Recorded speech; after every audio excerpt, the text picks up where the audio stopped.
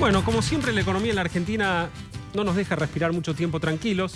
La semana pasada se conoció la nueva doctrina de inteligencia nacional publicada por el gobierno mediante un decreto, en la cual básicamente el gobierno entra en la etapa policial de la política cambiaria. Nos llama la atención que el gobierno tenga esta visión. Digamos, un gobierno que descree del rol de la oferta y la demanda ha cometido el mismo error que comete ahora con la política cambiaria, por ejemplo, en el año 2005, cuando, en pos de defender la mesa de los argentinos, prohibió las exportaciones de carne con un efecto muy dañino sobre la industria ganadera. Finalmente, muchos años después, la Argentina terminó con muchas menos vacas que las que tenía y con los precios más altos que los que tienen nuestros vecinos en la mesa de los uruguayos, de los brasileños, etc. El error que comete ahora, entonces, no debe sorprendernos. Y tenemos que analizarlo a la luz del programa económico con el cual el gobierno se planteó enfrentar el año 2015, un año electoral. Básicamente el gobierno utilizó dos herramientas para llegar en las mejores condiciones, según su visión, a las elecciones de octubre de este año. Y esas dos herramientas fueron incrementar muy fuerte el gasto público, aún a costa de aumentar el déficit fiscal, es decir, la diferencia entre lo que ingresa a las arcas del sector público y lo que se gasta. Una parte del plan es aumentar ese déficit, aumentando el gasto público, y la otra ha sido fijar el tipo de cambio oficial, aquel al cual pueden acceder unos pocos, en un nivel que se deprecia a un ritmo aburridísimo del 1% mensual, pero que no está disponible para todos. Los beneficios para el gobierno de este programa, bueno, pueden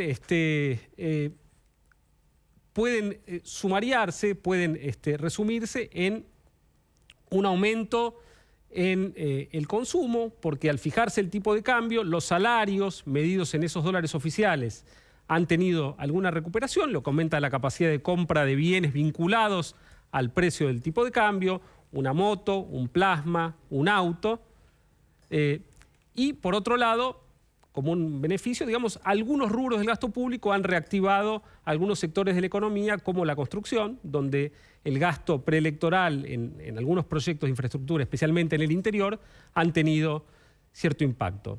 Ahora, el programa, así como ha tenido algún efecto positivo sobre el consumo, ha tenido sus costos.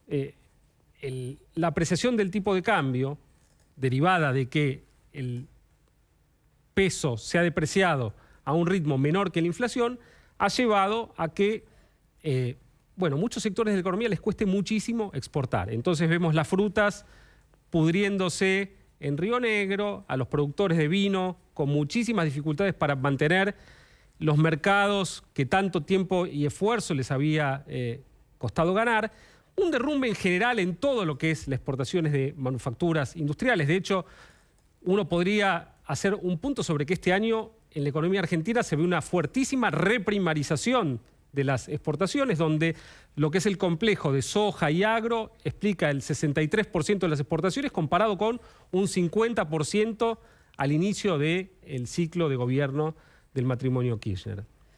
Entonces, ese ha sido un costo, un daño que afecta a un sector de la economía. En conjunto el consumo sube.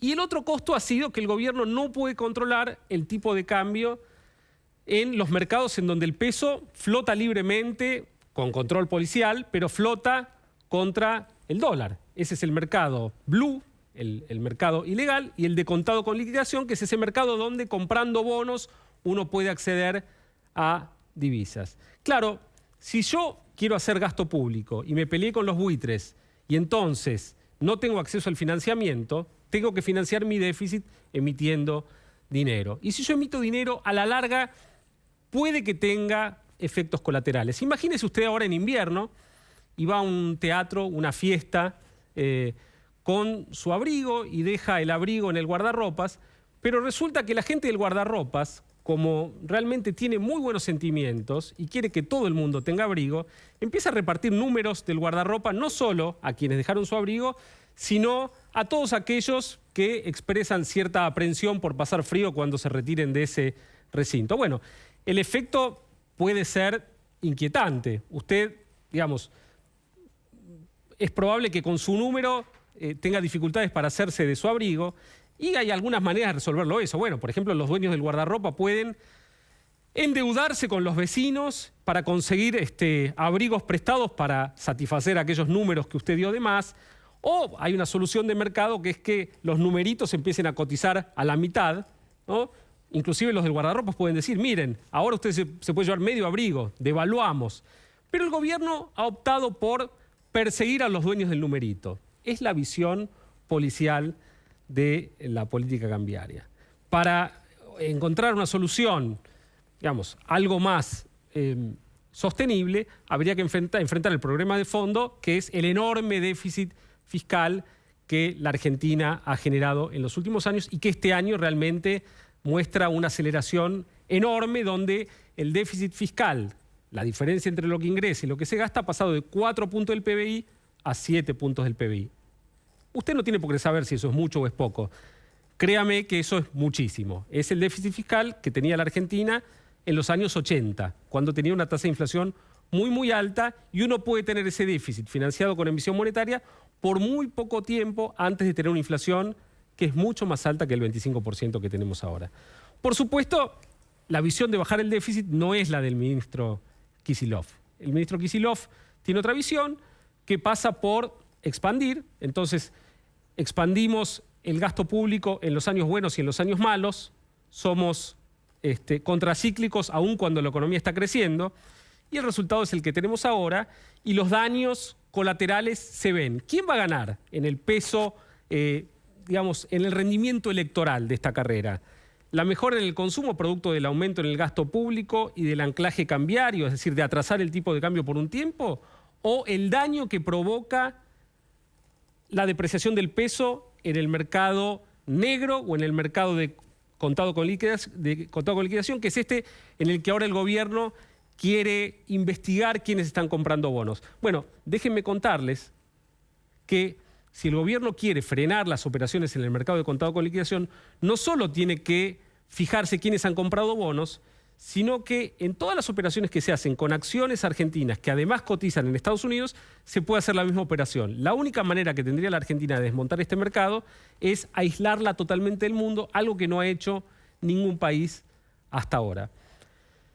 La visión policial de la política cambiaria, llevada a un extremo, tiene un ejemplo bastante interesante en Venezuela. En Venezuela está prohibido ni siquiera mencionar cuánto es la cotización del bolívar en el mercado ilegal. Bueno, pues bien, en ese mercado ilegal el bolívar cotiza 600 bolívares por dólar, mientras en el mercado oficial cotiza a 6,30. En el ilegal a 600, en el legal a 6,30.